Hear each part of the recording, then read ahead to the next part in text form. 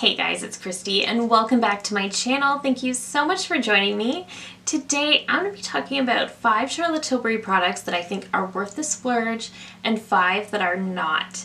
So before we get into it, I hope you'll consider subscribing to my channel before you leave. Give this video a thumbs up if you enjoy, and let's get into it. Let's start with the worst of so that we end the video on a positive note. So the first product that is not worth the splurge is the Airbrush Flawless Foundation. I know so many people love this one. This is her fullest coverage foundation. The packaging is beautiful. I actually have it in 2 shades. I have 3 cool and 1 cool. 2 light, 2 dark. Mix them, they're perfect.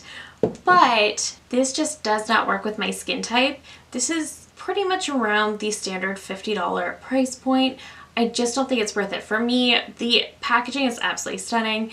It's just so heavy and dry on my skin. So if you have dry skin, this one is absolutely not worth it. I know it's full coverage, but don't even look in this direction. In order for me to get this to work, I have to add a small drop of a face oil just so it's not quite so drying and heavy on my skin. So if you have this and you have dry skin and you have the same struggle, there's a little tip. But overall, I just don't think this one is that great. I've heard some people absolutely love it, but for me, it is anything but airbrushed. I also wanted to mention her Cheek to Chic blushes. Given I only have one, this one is in Pillow Talk, and I just don't think it's that special.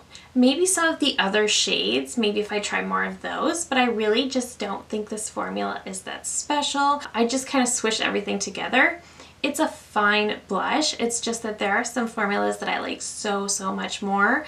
There's just really nothing special about these. And I even have drugstore options that I like a lot more than this. So I don't think these are worth the splurge either. Next, I wanted to mention her eyeshadow quad. To be fair, I have quite a few of her quads. I think some of them are absolutely beautiful and stunning, but regardless of whether they're favorites or not, her quads are overpriced.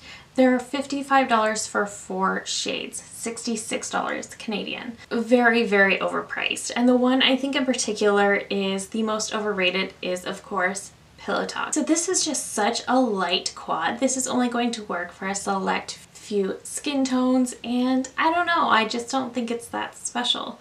I think her Pillow Talk Dreams quad that she released early last year is far better than this. It's fine. I just don't think it's worth $55. I think her larger palettes, her 12 pans, those are worth it. Those are beautiful, beautiful quality. The quality in these is often really good as well, especially lately. It's not so good that it's worth $55 for 4 shades. You know, I mean, even the Natasha Denona 5-pan palettes, those are $27, and those are worth it. I just can't recommend $55 for 4 shades. I also wanted to mention her mascaras.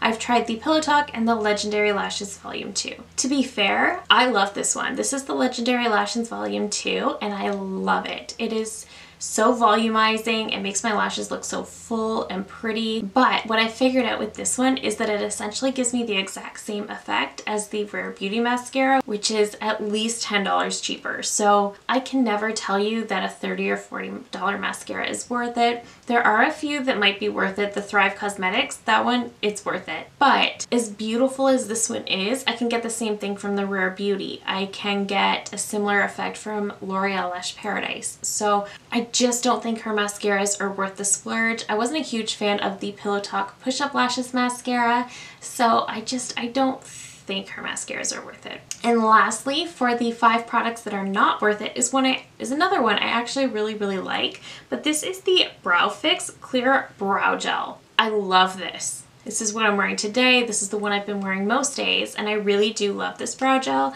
And packaging is beautiful. It comes in a pretty large wand for brows, I will say, but it's perfect. If you've ever tried the NYX Control Freak Brow Gel, it is the exact same thing. So it's not going to give you that laminated brow effect. It's not going to make your brows feel hard or crunchy, but it is going to hold them in place. It's got more of a flexible hold, but again, it really does hold them in all day, and that's huge, especially for me who my brows just kind of flop wherever they want. So that's huge for me. I love this brow gel. I just think the NYX Control Freak at $10 does the exact same thing. So I can't tell you to run out and get this when literally there is the same product at the drugstore.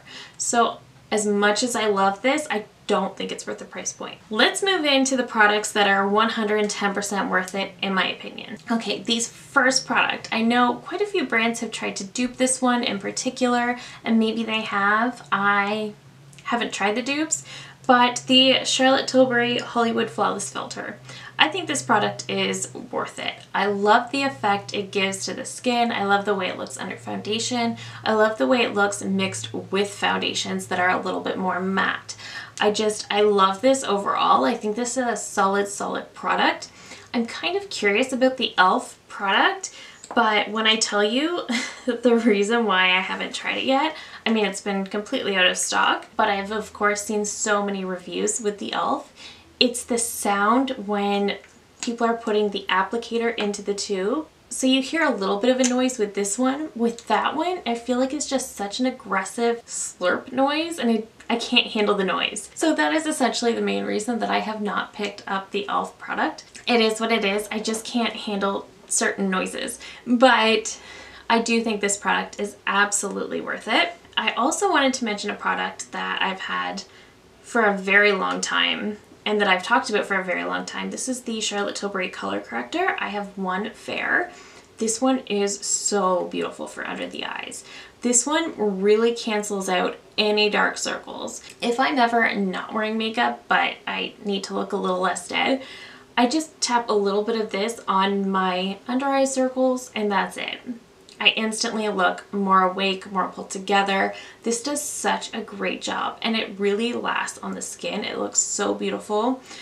I cannot say enough good things about this product. I've never seen anything erase darkness under the eyes quite like this one. The new Rare Beauty Under Eye Brightener is also beautiful, but it does not erase dark circles like this does. This literally erases them. So I really love this. I of course have to mention the Beauty Light ones. I do. These are obviously minis, and I know this is another product that a lot of brands have been trying to dupe, but these just are so good. So I have the blush wand in Pinkgasm, and I also have the highlighter wand in Spotlight. So obviously Spotlight has been somewhat of a favorite. I just love the glow this gives to my skin. There's no glitter, no shimmer. It just gives me such a pretty glow. And I love how my makeup turns out every single time I wear this.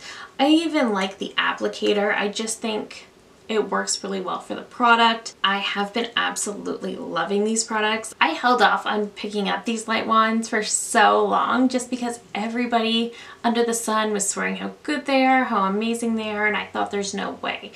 And eventually I finally picked this up and I get it. I really love these, particularly the highlight wand. Okay, so a product that came out last year that I went crazy for is the Beautiful Skin Sun-Kissed Glow Bronzer. So last year was absolutely the year of cream bronzer for me, and I think for everybody, but I have used this bronzer so much. I have such a healthy dip out of the middle.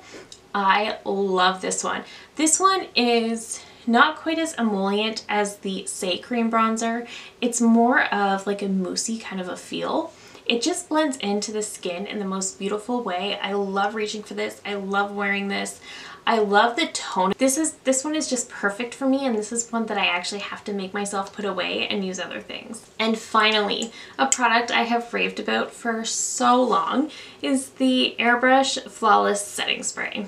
This one I have long described as a perfect hybrid between MAC Fix Plus and Urban Decay All Nighter. It takes the super hydrating properties from the MAC Fix Plus and MAC's ability to really melt the makeup all together and make it look super flawless, as well as the super long wearing powder of the Urban Decay. Combine it into one bottle and this is what you have. I love this product so much. This is probably my second or third bottle at this point. I love this setting spray. This is the best setting spray there is. But that is it. So that is 5 products from Charlotte Tilbury that are not worth the splurge and 5 that definitely are. Let me know down below if you would like to see more of these. Thank you so very much for watching. If you're new here, I hope you'll consider subscribing before you go. I do upload at least 3 new videos every single week. Thank you again so very much for watching, and I will see you in my next one. Bye!